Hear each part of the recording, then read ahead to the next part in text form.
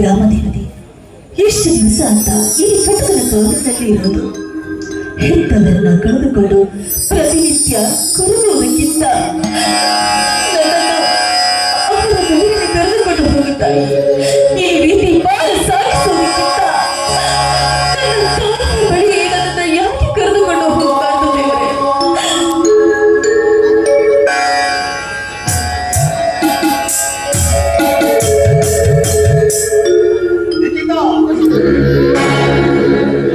ನೀನೇನು ಹೆತ್ತವರಲ್ಲಿಗೆ ಹೋಗಲು ರೆಡಿಯಾಗಿರುವೆ, ಆದರೆ ನಾವು ನಿನ್ನನ್ನು ಬಿಡಬೇಕಲ್ವಾ? ಯಾರವರು? ಹೌದು ನಿಖಿತಾ, ನಾನೇ ನಿನ್ನ ಸೋದರ.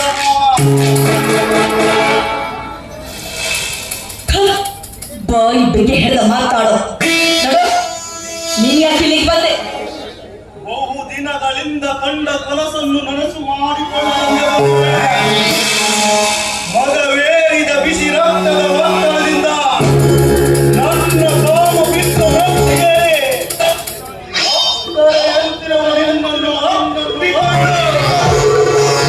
ಮುತ್ತು ಕೊಡುವಷ್ಟರಲ್ಲಿ ನಿನಗೇನಾದರೂ ಆದಿದ ನಿಂತಿರುವುದು ಕಾವಲಿಗಾಗಿ ಬಂದರಿವೆ.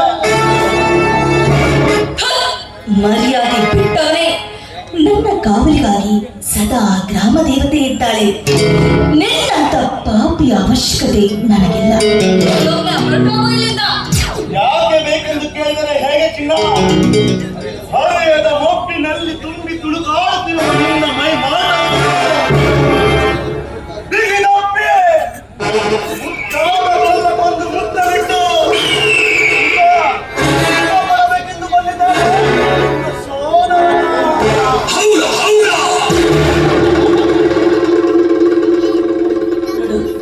ಇದುವರೆಗೂ ಸೋದರ ಮಾವ ಅಂತ ನಾನು ನಿನಗೆ ಮರ್ಯಾದೆ ಕೊಟ್ಟಿದ್ದೆ. ಆದ್ರೆ ಇದೇ ರೀತಿ ಮಾತನಾಡಿದ್ರೆ ಏನ್ ಮಾಡುವೆ? ಹೆಣ್ಣು ಒಲಿದರೆ ನಾರಿ, ಒಲಿದರೆ ಮಾರಿ.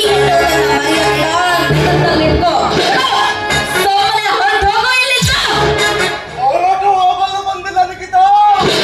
ದೊಡ್ಡ ಸರ್ಪವಾಗಿ ನಿನ್ನ ತುಟಿ ಕಚ್ಚದಂತೆ ಬಂದಿರುವೆ.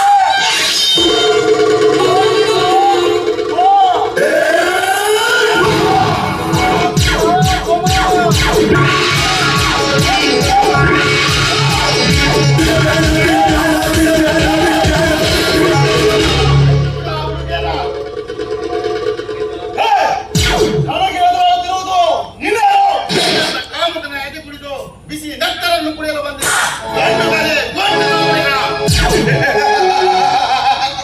ಮುಟ್ಟದವನೇ ಅದೆಷ್ಟು ನಿನ್ನಂತ ಮುಟ್ಟದ ಹುಲಿಗಳು ಈ ಮಗುವಾನದ ಬಂಗಲೆಯಲ್ಲಿ ಸಜೀವವಾಗಿರುವಾಗ ನೀನ್ಯಾವ ಲೆಕ್ಕ?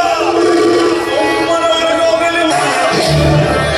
ಸುಮ್ಮನೆ ಹೊರಟು ಹೋಗಲು ನಾನೇನು ಹೇಳಿಯಲ್ಲ. ಭಾರತ ಮಾತೆ ಆಸ್ಪತ್ರೆಯನ್ನು ಹಬ್ಬಿಸಲು ನಾನೇನು ಹೇಳಿಯಲ್ಲ. ಖಂಡಿತ ಹೊರಟು ಹೋಗು, ಅದು ಅಸಾಧ್ಯ. ಕಲಿಯುಗದ ರಾಮ ಲಕ್ಷ್ಮಣರೇ, ರಾವಣನಿಗೆ ಹೋರಾಡಿ ಮಾತೆಯನ್ನು ಕಳೆದುಕೊಂಡ್ರು. ಮೋಸದಿಂದ ಸೀತಾ ಮಾತೆಯನ್ನು ಅಪಹರಿಸಿದ ಆ ರಾವಣನ 10 ತಲೆಯನ್ನು ಕಡೆಯದೆ ಬಿಡಲಿಲ್ಲ ರಾಮ ಲಕ್ಷ್ಮಣರು.